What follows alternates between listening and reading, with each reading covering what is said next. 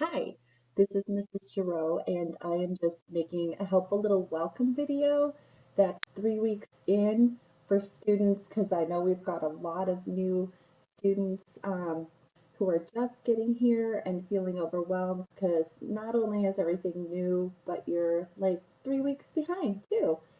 So you're going to start off at this page. The schedule page shows you your Class Connect session. So you'll notice since it's Saturday morning, I don't have any sessions here. But if I wanted to look at my weekly sessions, I don't know if it's gonna, it probably looks different for you because I'm a teacher. So um, yeah. Anyway, back to classes. All of your classes are listed here. So I'm just going to pick one class. I teach fine arts, digital arts, and where's the digital photo class? This block. So all of the classes in essence look the same. So this will apply to all of you, except for your classes will just say something different up here. Once you're in this view, you're at your class home basically, and you'll have your um, Class Connects over here on the side that you can go to, your email. You want to check your email every single day. You can create a new message here, and you will hopefully notice there are announcements. These are important, so you want to check your announcements regularly. You can also go in next to your name and click on this drop down box and click on notifications, and you can set your email address and your telephone number up. And then once you do that for announcements, click that you want to receive them via email and text message. And that way, if a teacher posts an announcement, you'll instantly be notified that the teacher's made an announcement. For example, on a day when I didn't have any live class, um, I wanted to make sure students were aware of it. So I posted an announcement. Students who have notifications set up would have been notified. Um, so this is called the plan, and generally, I think when I was new, it was set up on agenda for me, and it just wasn't helpful in the agenda view. The day view is very helpful. It's Saturday, so there's nothing on my plan, but if you go into the week view, it's pretty nice because it'll show you the breakdown of everything that you've got going on for the whole week. So you can kind of go through each day. When you hover over the class, it tells you what it is. And when you click on the class, you can click more and it will take you to whatever the content is that you're supposed to be doing. There's another way to get into your content besides just going through the plan, and that is in the content. This is where your teachers actually go in and build your class. And this is kind of, they design it so that you can see it from here. So I encourage you to go to all of your class's content and get in there and go through the table of contents and see what's in there. I know a lot of teachers don't ever change over the course materials folder, but there is a course materials folder, and that's where most teachers will have their syllabus and their phone number and contact information. And it seems like no one ever really goes in there because it doesn't really, course material. I don't know. It just, if there's a textbook for the class, it's going to be in the course materials, okay? But for this class, I don't have mine set up with course materials. I just kind of broke it out and um, made a welcome video. So you're probably watching this welcome video now. And then I also have my contact information and schedule here. Now, one of the things I want to let you know is that the art classes are asynchronous. And what that means is that there aren't any live classes, okay? I don't do live teaching lessons. Um, we don't have exit quizzes for the classes that we do have in the Class Connect schedule. So when you see those art classes, just know that those are not required. Those are opportunities for you to come in and see me and get help, or opportunity, for example, on Friday, the block spot, an opportunity for you to get together with other students and hang out and blog. Um, but if there is an art class in your schedule, do know that you're welcome to come to it, and you're welcome to come in and ask me questions and see what's going on. I don't mind. But when you come in, please don't say, is this class required? And don't say, is there going to be an exit ticket for this class? Because I just got done telling you right now that the classes aren't required and there aren't any exit tickets. So if you come in and do that, I'll know that you have not been paying attention to me. Um, let's see here.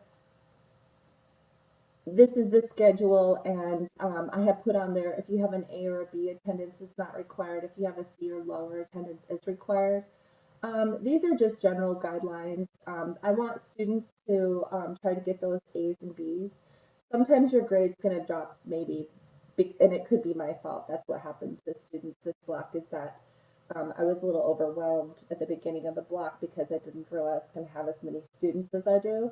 And I got behind on the grading. And so the students' grades plummeted because I had zeroed out an assignment, and then the students turned in their late work and I couldn't get to grading the late work. So that's an incentive to try to get your assignments in on time, because I do schedule my grading around that time when I have you turn them in. So if they're turned in late, they might go to the bottom of my to-do list and might not get graded for a while, which, if the assignment has been zeroed out, is going to make your grade look really bad.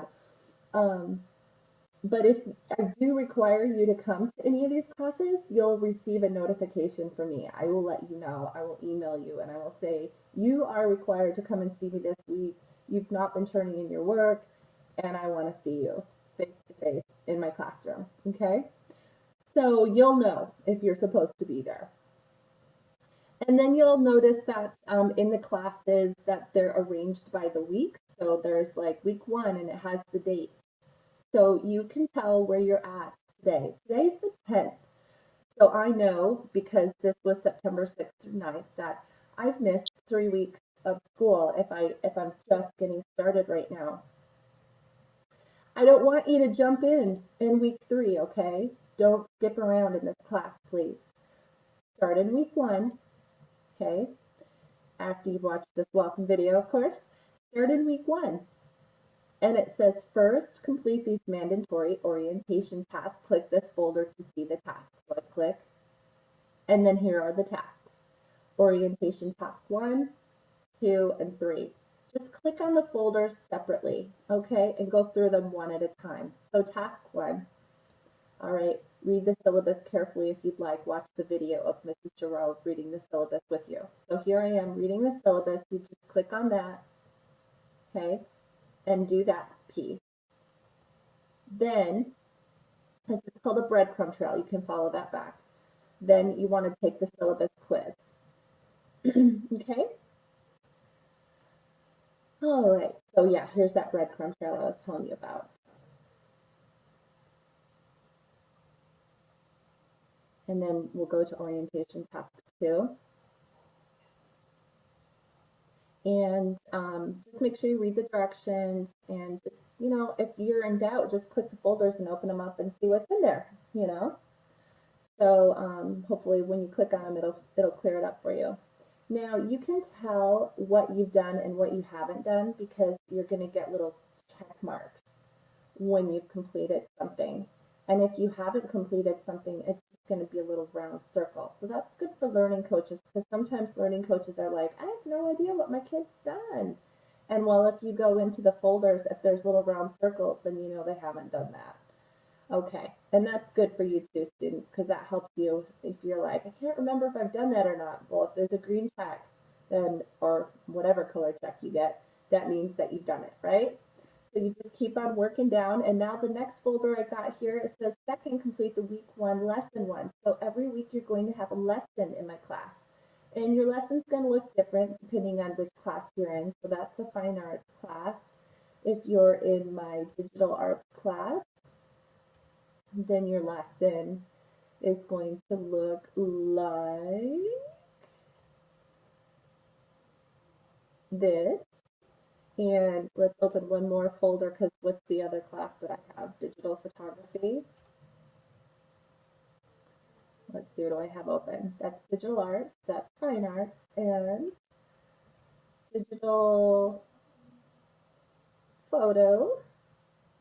So the lesson in that class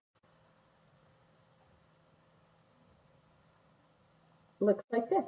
So you'll notice that I like to use videos. Why? Because art is a visual art form. Well, these classes are visual arts, okay? Um, so to me, it makes sense to use videos because um, otherwise it's like, okay, here's a long page of, you know, of reading and one picture to illustrate that. But in a video, there's like tons of images and visual representations that can be used to explain a concept, which I really like. So when you're doing your lessons, you'll know that you're going to start from the top and just work your way down. Everything in this system is just a top-down model in my classroom. So top down. At the very bottom though, because I can't put this up at the top of the page, I'd love to, but I can't. So the test is at the bottom. You want to right click on your tests and open those in a new window. And the reason why is because then you can actually modify the size of that and modify the size of your lesson. Okay, pretty cool. And so I can actually take my test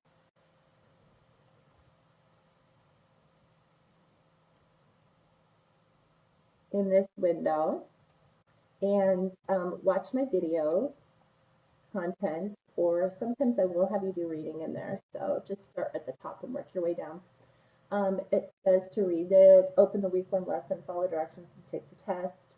So it says watch the following videos and begin the process of deep reflective thought. Taking time to think deeply about life is what makes an artist good at his or her craft, no matter what the medium. Great photography tells a story or has a deeper meaning behind the surface. So um, when you are going into your art class and you are going to do your lessons or your assignments, this is the frame of mind that I want you to be in, okay? I don't want you to be in a rushed frame of mind. I want you to be like, oh, I need to hurry up and get this done. No, I want you to, like it says, begin the process of deep reflective thought.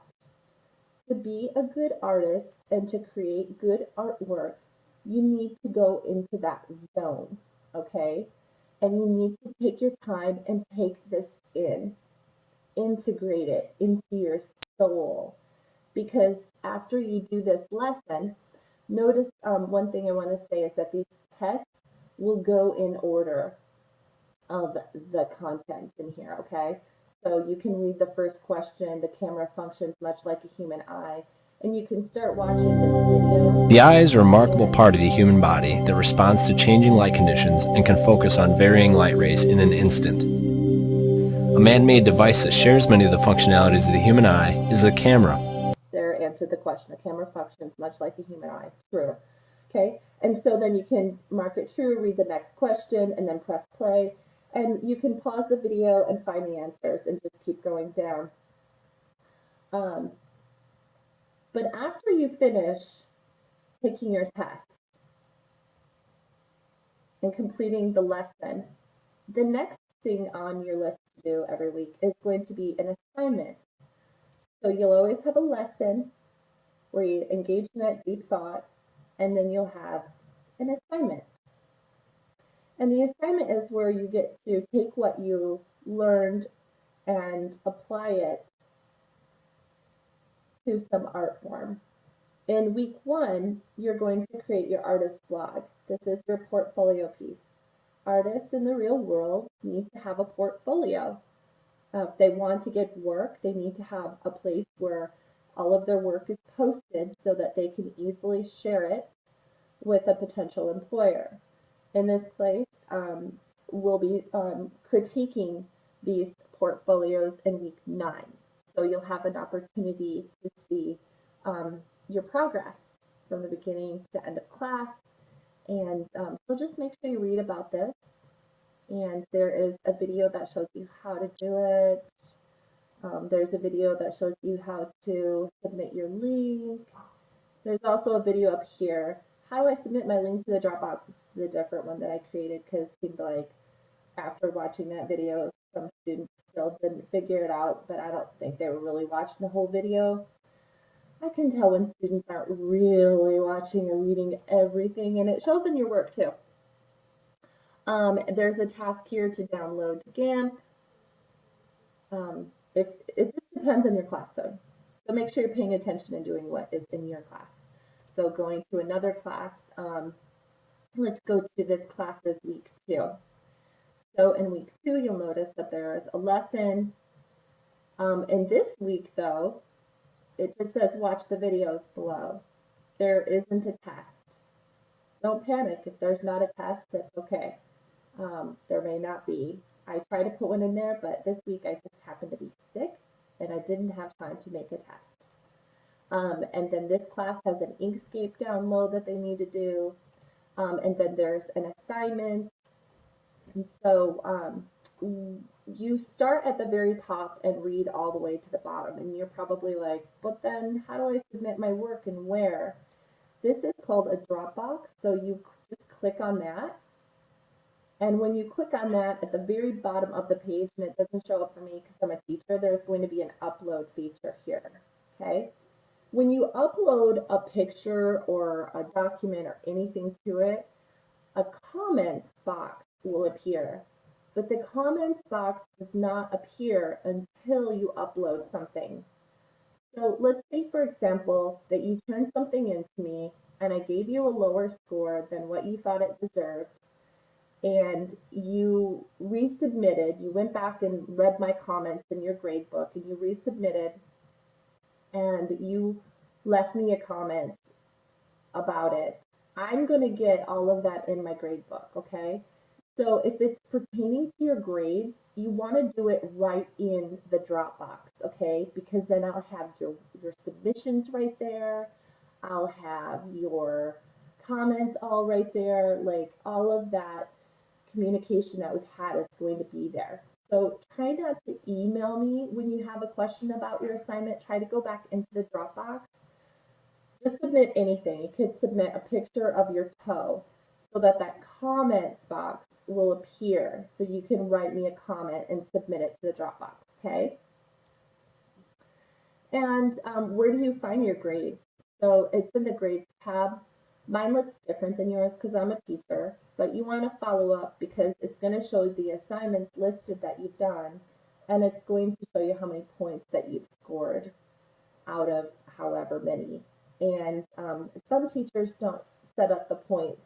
They might not know how to do it, I'm not sure, but it's quite a feat to get the points set up, I must say. But I do it because I think that it's important for students to know exactly what their points are. And yeah, so I think that that's pretty much all you need to get started right now. So just come and see me in any of those art classes. If you have any questions, I'd be happy to help. Have a great day. Bye.